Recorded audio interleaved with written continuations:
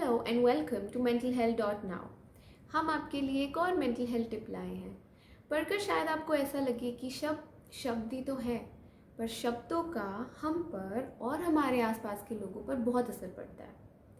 तो क्या होते हैं शब्द और हमारे मेंटल हेल्थ को, हमारे मानसिक स्वास्थ्य को वो कैसे असर कर सकते हैं?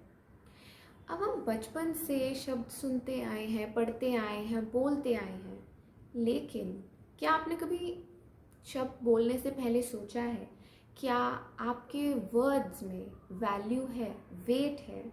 क्या आप अपने वर्ड्स को वैल्यू करते हैं? ये सिर्फ कुछ सवाल हैं, और अगर हम थोड़ा और सोचने बैठेंगे तो बहुत सारे सवाल निकल आएंगे।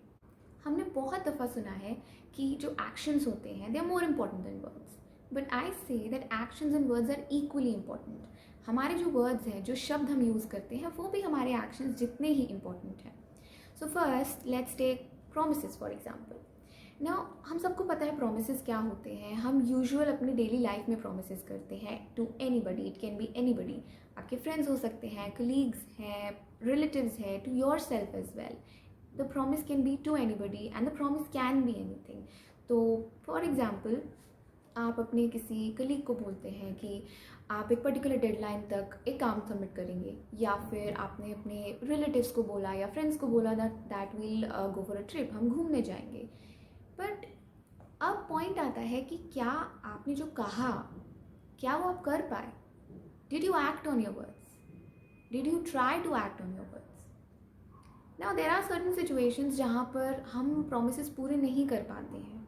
वो एक्सेप्शंस हैं, इमरजेंसी सिचुएशंस और वट एवर दो सिचुएशंस कैन बी, दो सिचुएशंस आर एक्सेप्शंस। ओके, उन सिचुएशंस के अलावा अगर आप अपना प्रॉमिस पूरा नहीं कर पाते हैं, अगर आप अपने वर्ड्स के ऊपर नहीं उतर पाते हैं, देन व्हाट हैपेंस? क्या होगा? Eventually the other person will stop believing you. आप लोगों का ट्रस्ट खोते जाते हैं, right? The person will stop having faith in you, कि आप सिर्फ कहते हैं, करते नहीं हैं, right? Another thing in promises is sometimes हम ना बहुत ज़्यादा अनरियलिस्टिक प्रोमिसेस कर देते हैं, इम्प्रैक्टिकल प्रोमिसेस कर देते हैं। For example, I have a submission, I told my faculty कि I will make that submission today, जबकि उस सबमिशन को करने के लिए मुझे एक वीक चाहिए, वो उस काम को ख़त्म करने के लिए मुझे एक वीक चाहिए। सो वो एक वीक का जब मैं बोल रही हूँ कि एक दिन में काम ख़त्म कर दूँगी, what is happening here? I am taking undue pressure on my self, right? तो मैं अपने स्ट्रेस लेवल्स इंक्रीज कर रही हूँ, और अब उस स्ट्रेस के अंदर जो मैं काम कर रही हूँ, that is not my best work.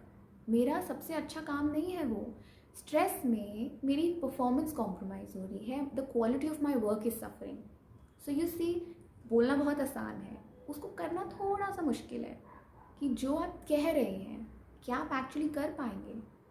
और अगर आपने कह दिया है तो अब उसका आप पर क्या इम्पैक्ट हुआ है, आपके आसपास के लोगों पे क्या इम्पैक्ट हुआ है? So that was one thing.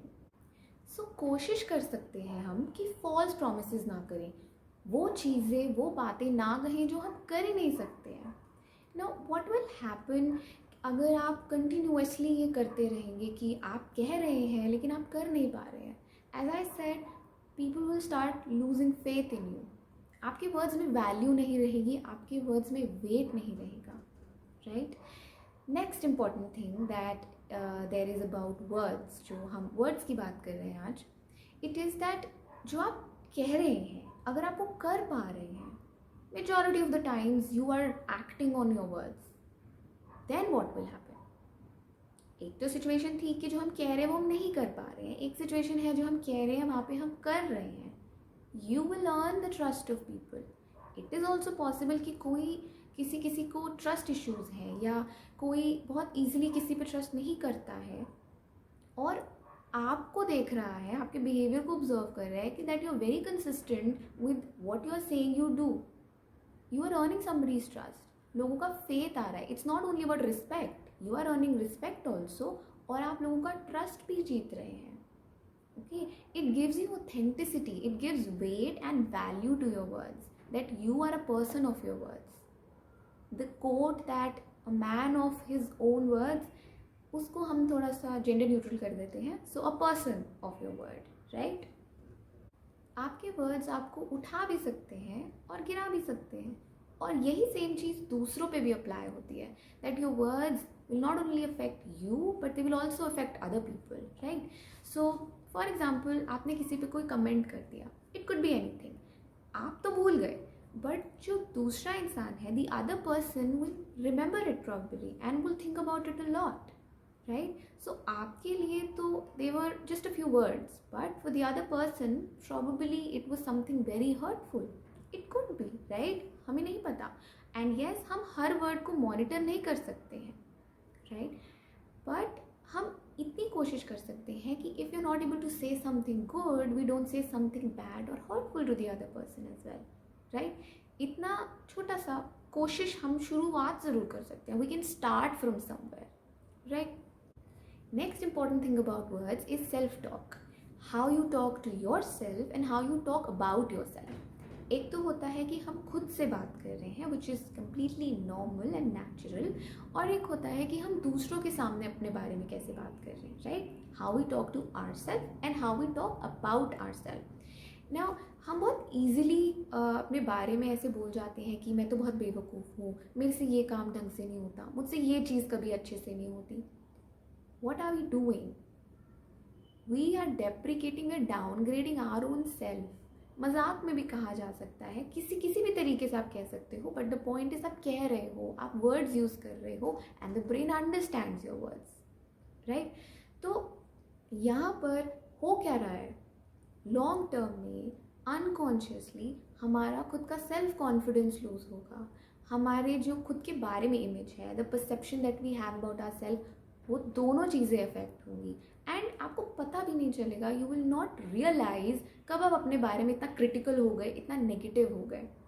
सो यहाँ पर जो इम्पॉर्टेंट चीज़ है वो ये है कि आप अपने वर्ड्स को मॉनिटर करें कि आप अपने बारे में कैसे बात कर रहे हैं, राइट? आप अपने लिए पॉजिटिव वर्ड्स यूज करना स्टार्ट करें. There is always two ways to say anything. किसी भी चीज़ को yes, I am emphasizing it, किसी भी चीज़ को आप दो तरीक़ों से कह सकते हो. एक है नेगेटिव तरीका और एक है पॉजिटिव तरीका, राइट?